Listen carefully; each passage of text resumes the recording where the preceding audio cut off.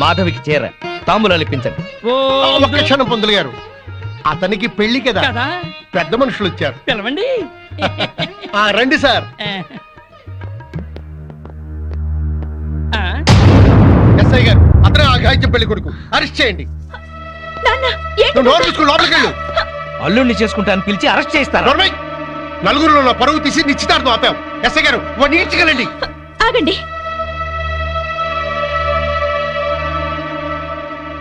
ఇతనంటే మీకు ఇష్టమేనా?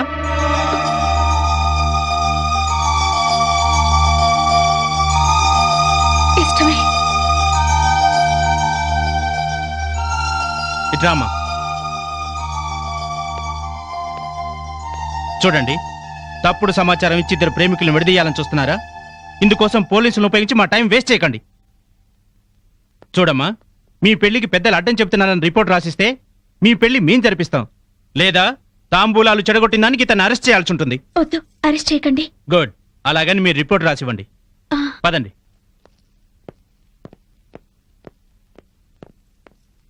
అమ్మా మాధవి, వెళ్ళండి. మన పరువు ప్రతిష్టల కంటే వాడే దానికి ఎక్కువయ్యాడే.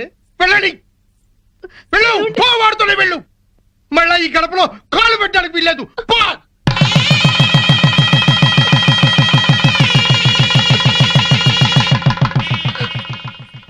అలా నమ్మించి నటించి పెళ్లి చేసుకున్నారు. బాగుంది నీ పెళ్లి కదా. కష్టపడి ఇష్టపడి పెళ్లి చేసుకున్నావు, కానీ అబద్ధాలాడి నెత్తి మీదకి తెచ్చుకున్నావు. సారీ.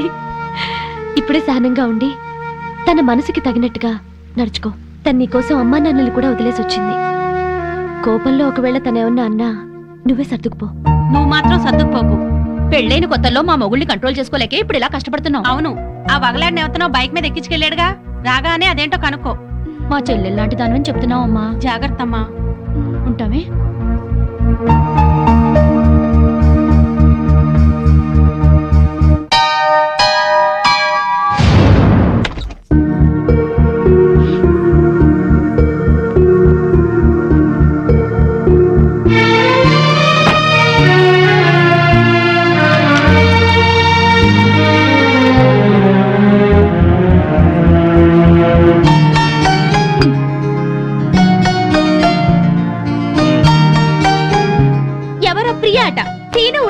వచ్చింది. నువ్వేం చెప్పావు? లేరుగా, అదే చెప్పాను. కాఫీ అయినా ఇచ్చావా?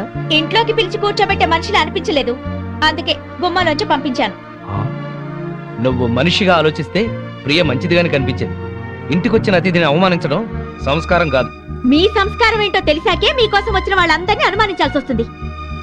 అవును, దాన్ని మీరు బైక్ మీద ఎక్కించుకుని తీసుకెళ్లారంటగా, ఎవత్తది?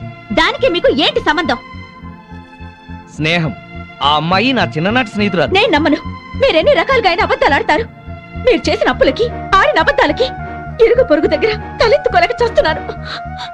మొగుడు అప్పుల మనిషి అయినా పర్వాలేదు, తప్పుడు మనిషి అయితే ఏ పెళ్ళం తట్టుకోలేదు. ఇంకెప్పుడు దాంతో తిరగండి. నీకేమన్నా పిచ్చా? అర్థం లేని అనుమానాలతో బ్యాడ్ గా ఊహించేసుకుని మాట్లాడుతున్నావు.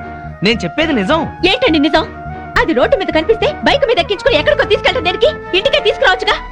అసలు ఈ అప్పులన్నీ చేసింది ఇంటి కోసమా దానికోసమా? నోర్మోయ్. నన్ను నోరు మీమంట కాదు. ఆ సేటు మళ్ళీ ఫోన్ చేసి నానా మాటలు మాట్లాడుతున్నాడు. ముందు వాడి నోరు మూయించండి.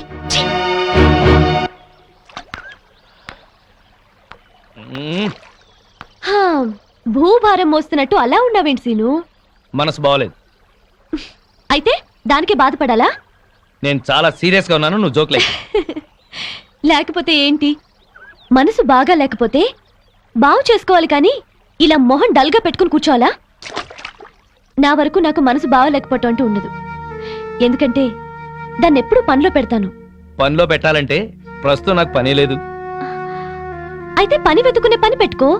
ఆ పని మీదే ఉన్నాను. గుడ్. అయితే నీ పని అవుతుందిలే. ఏం పని అవుతుందో, ఇంటికెళ్తే పని అవుతానే ఉంది. ఏ? బాగా ఫ్లరిష్ అయ్యే టైంలో బిజినెస్ దెబ్బతింది, దాంతో అప్పులయ్యాయి. మా ఆవిడ నన్ను పనికిమాలిన వాడిని అనుకుంటుంది. నన్ను నా అసిస్టెంట్లే మోసం చేశారు. లేకపోతే లాస్ట్ మంత్ మొత్తం తీర్చేసేవాడిని. మరి ఇప్పుడు ఏం చేయాలనుకుంటున్నావు? నేను చేయగలిగింది ఏదైనా సరే. మా కంపెనీలో జాబ్ ఇప్పిస్తే చేస్తావా? ఏంటి, నేను ఇప్పిస్తే చేయకూడదా? అబ్బే అదేం లేదు. ఎక్కడ పోయిందో అక్కడే సంపాదించాలి. నేను మళ్ళీ బిజినెస్ చేయాలనుకుంటున్నాను. మరి బిజినెస్ కి పెట్టుబడి ఎక్కడి నుంచి తెస్తావు? చూడు, ప్రస్తుతం నువ్వున్న పరిస్థితుల్లో ఒక 2 ఏళ్ళు జాబ్ చేయి, ఆ తర్వాత నీ ఇష్టం. ఓకే సరే, నేను మా బాస్తో మాట్లాడి నిన్ను ఆయన దగ్గరికి తీసుకెళ్తాను. సరే. Okay. Good morning sir. Good morning. నా ఫ్రెండ్ శ్రీనివాస్, MBA. మీకు చెప్పాను కదా, ఇతని. నమస్కారం అండి. ఓ కూర్చో. థ్యాంక్స్. నిన్నెక్కడో చూసినట్టుందే. నువ్వు సాయిరామ్ చిట్ ఫండ్ యానివర్సరీలో రూపాయి మీద ప్రోగ్రామ్ చేశావు కదా, అవును సార్. ఆ రోజు నువ్వు అదరగొట్టేశావయ్యా. నీలాంటి వాడు ఒక్కడు నా టీంలో ఉంటే బాగుంటుందని అప్పుడే అనుకున్నాను. Thank you sir. అక్కడిచ్చే దానికన్నా ఎక్కువ ఆఫర్ ఇచ్చి నిన్ను పిలవాలనుకున్నాను. ఆఫీస్లో బయట నీ గురించి ఎంక్వైరీ చేశాను. పెద్ద ఫ్రాడ్ అని తెలిసింది. సార్, మీకెవరు చెప్పారు కానీ అది అబద్ధం. ఎవరో చెప్తే నేను నమ్మను. తన బాసే చెప్పాడు. అతని పార్ట్నర్ అని చెప్పుకొని అప్పులు చేశాడంట. చివరికి అమ్మా నాన్న చచ్చిపోయారని పెళ్లి చేసుకున్నాడంట. ఇవన్నీ అబద్ధాలా? నాకు చెప్పిన పని చేసి జీతం తీసుకునేవాడు కావాలి, నవ్విస్తూ నాకే ఎసరు పెట్టేవాడు కాదు. సార్, ఇతనికి మీరు జాబ్ ఇస్తే ఇవ్వండి, లేకపోతే లేదు. But don't insult him. చూడు ప్రియా, ఇన్నాళ్ళు నువ్వు చాలా తెలివిగలదాని అనుకున్నాను. ఇలాంటి వాడిని ఫ్రెండ్ అని తీసుకొచ్చి ఇతనికి జాబ్ ఇవ్వమంటున్నావంటే నిన్ను కూడా సస్పెక్ట్ చేయాల్సి వస్తుంది. సార్, మీ దగ్గర పనిచేస్తున్నానని ఇష్టం వచ్చినట్టు మాట్లాడకండి సార్. అసలు మాట్లాడవలసిన అవసరమే నాకు లేదు. చూడు, తాకిపట్టికి ఎదురు దేకడము, ఇతనికి జాబ్ ఇవ్వడము నేను చేయలేను. సార్, మీరెంతో సంస్కారవంతులు అనుకున్నాను, కానీ పక్క బిజినెస్ మ్యాన్ అని అర్థమైంది. ఎస్, నాకంత వ్యాపారమే. నా నవ్వు మంచిదనం, పలకరింపు పొగడతా అన్ని వ్యాపారంలో భాగమే. చాలా సంతోషం సార్. మీలాంటి వాళ్ళ దగ్గర పనిచేయడం కంటే పస్తులుండి చావడం నయం. నాకు రావాల్సిన జీతం మీ పెట్టుబడిలో జమ చేసుకోండి. పద. సారీ సీను, మా బాస్ ఎవడో చెప్పిన మాటలు విని నిన్ను మిస్అండర్స్టాండ్ చేసుకున్నాడు. దానికి నువ్వెందుకు సారీ చెప్పడం, హర్ట్ అవ్వడం, జాబ్ వదులుకోవడం? నిన్నంటే నాకు బాధగా ఉండదా? నీకెందుకు బాధ? నేనున్న పరిస్థితుల్లో అందరూ మీ బాస్ లాగానే అనుకుంటున్నారు. నీ గురించి వాళ్ళకి తెలియక వాగుతున్నారు. నా మంచితనం గురించి నీకు తెలుసా? తెలుసు. ఎలా తెలుసు? అదంతే, నాకు తెలుసు. నేను ఫీల్ అవుతాను నువ్వు అలా అంటున్నావు. లేదు సీను, నిజంగా. Thank you. కానీ నీకు ఉద్యోగం లేదు, నాకు ఉద్యోగం లేదు. ఎలా? సిన్సియర్ గా కష్టపడే వాళ్ళని అదృష్టం ఇన్వైట్ చేస్తుంది. అదృష్టం ఇన్వైట్ చేస్తుంది కదా అని అప్పులాడు మన కోసం ఆగడు కదా. డోంట్ వరీ, అన్నీ సెటిల్ అవుతాయి. మళ్ళీ రేపు కలుద్దాం. Okay, bye. Okay bye.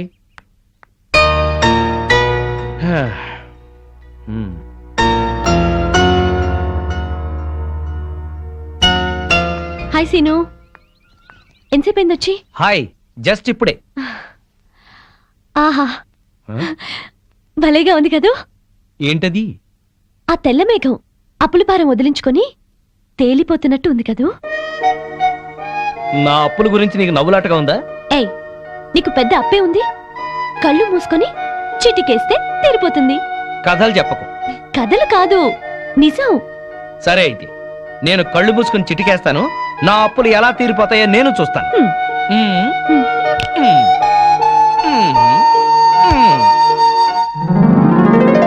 ఏంటిది? చిటికేసావుగా, చేతిలోకి వచ్చాయి.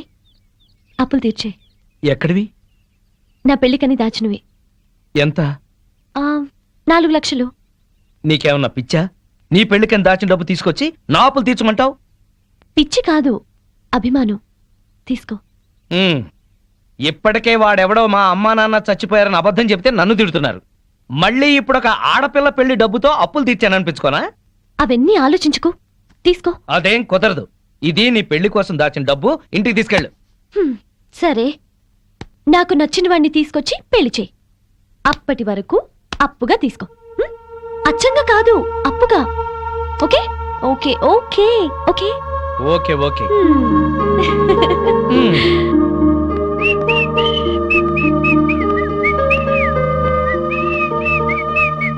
ఏంటి హుషారు, ముఖం వెలిగిపోతోంది? ఇవాళ నా లైఫ్ లో పెద్ద టర్నింగ్ పాయింట్. ఇంకో అబద్ధమా? నాకిదే పనే? మీకే తెలియాలి. నా గురించి ఇలాగేనా ఆలోచించేది? నన్ను పెళ్లి చేసుకోవడానికి మీరేం చెప్పారో తెలిసినప్పటి నుంచి మీ గురించి ఇలాగే ఆలోచించాల్సి వస్తుంది. ఎట్లాగో అన్ని బయటపడ్డాయి ఊరుకున్నాను కదా అని దాన్ని కూడా ఇంట్లోకి తీసుకొచ్చి సర్ది చెప్పాలనుకుంటున్నారు, అవునా? కాదు, ప్రియకి నా పరిస్థితి తెలిసి నాకు సహాయం చేసేందుకు ముందుకొచ్చింది. మ్హూ. ఇప్పుడు నాకు అవకాశం వచ్చింది. నా గురించి నానా మాటలు అన్న వాళ్ళకి నేనేంటో చెబుతాను. నువ్వే చూస్తావుగా, నేను పెళ్ళాం పిచ్చోనే గాని పిచ్చోని కాదు.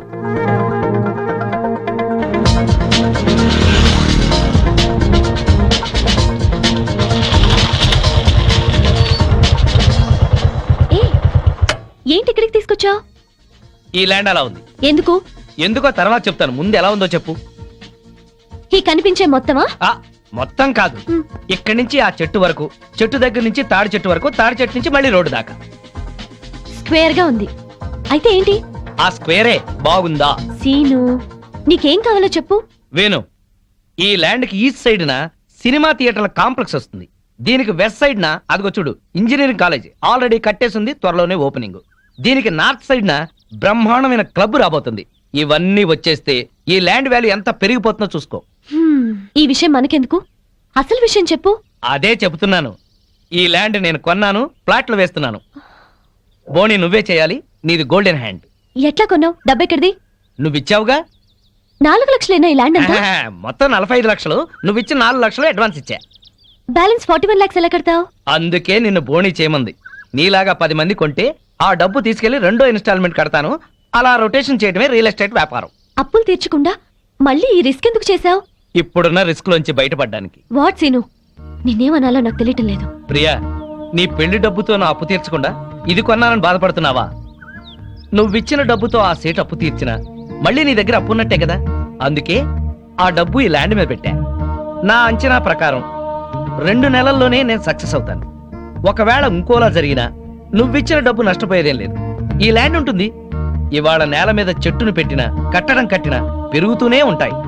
నా లాభాల్లో 50% నీకే ఇస్తాను. నో నో నో, లాభం ఎంతొచ్చినా నీకే.